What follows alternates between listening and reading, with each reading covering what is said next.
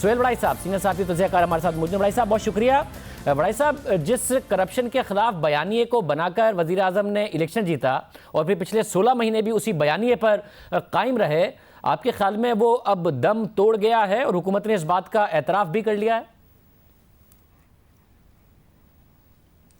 جی، میرا خیال ہے کہ اب اس بیانیے میں دم خم نہیں رہا، اور اب ان کے لیے بہتر بھی یہ تھا اور شاید مجبور بھی ہو گئے ہیں۔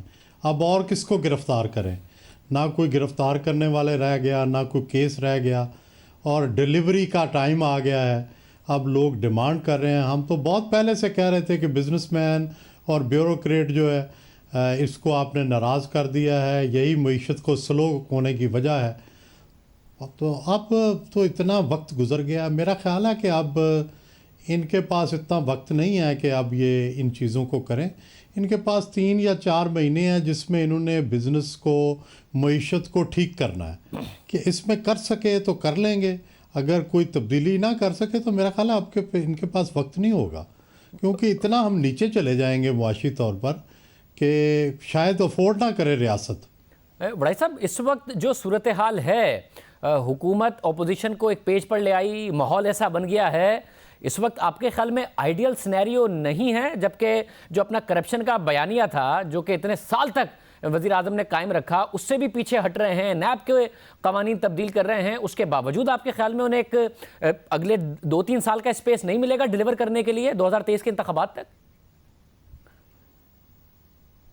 مجھے ایسے لگتا ہے کہ یہ اگر اس کو بہت گہری نظر سے دیکھا جائے تو یہ جو ترمیم ہوئی ہے، اس کے بعد سے ملک کا سیاسی منظرنامہ بہت بدل جائے گا۔ اپوزیشن کو سپیس ملنی شروع ہو جائے گی اور حکومت کی سپیس کم ہونی شروع ہو جائے گی۔ صاحب، یعنی کہ مریم نواز اور نواز شریف اگر خاموش ہوں، اس ترمیم کو اگر ووٹ دیا جا رہا ہو تو نون لیگ خود تو ظاہر دباؤ میں ہے، ان کا کارکن اس وقت ناراض بھی ہے، وہ خود بھی کہہ رہے ہیں کہ ہاں ہمیں گالیاں دے رہا ہے، ہمیں ذرا صحیح طریقے سے ہینڈل کرنا چاہیے تھا، مگر آپ یہ کہہ رہے ہیں کہ یہ حکومت کے لیے بھی کوئی بہت اطمینان کی بات نہیں ہے، ان کی خاموشی پریشانی ہی کی بات ہے۔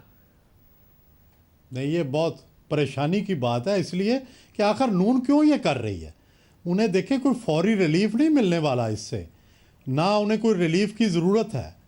دیکھیں وہ تو ریلیف لے چکے ہیں، وہ باہر جا چکے ہیں، مریم جو ہے وہ جیل سے آ چکی ہیں، کوئی ایسا ان کا پرابلم نہیں ہے۔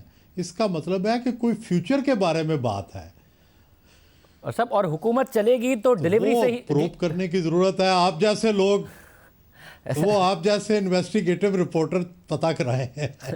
بڑائی صاحب، اس کا مطلب اگر حکومت نے یہاں سے چلنا ہے تو کسی بیانیے کو لے کر الزامات کی سیاست کر کے نہیں چل سکتی، اپنی ڈیلیوری اور گورننس سے ہی چل سکتی ہے، اگر وزیر اعظم کا فوکس اب مکمل طور پر اس طرف ہو۔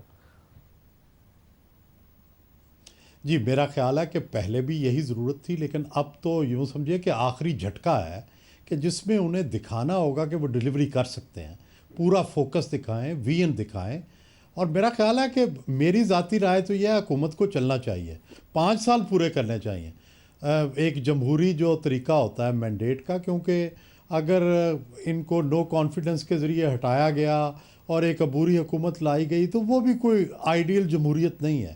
آئیڈیل جمہوریت یہی ہے کہ ان کو دیا جائے، لیکن اس کے لیے انہیں بھی زور لگانا ہوگا کہ ڈیلیوری دیں، تاکہ عوام بھی مطمئن ہو، پارٹی مطمئن ہو، پھر ادارے جو ہیں ان کو بھی اطمینان ہو کہ ریاست نیچے نہیں جا رہی، تب یہ سروائیو کریں گے۔ بہت شکریہ سہیل بڑائی صاحب ہمارے ساتھ موجود تھے۔ اب حکومت کو توجہ دینی ہوگی اپنی کارکردگی پر، اور کارکردگی بہتر کرنے کے لیے حکومت کے پاس ٹائم کم ہے۔ یہ سینئر صحافی و تجزیہ کار سہیل بڑائی صاحب کا تجزیہ ہے۔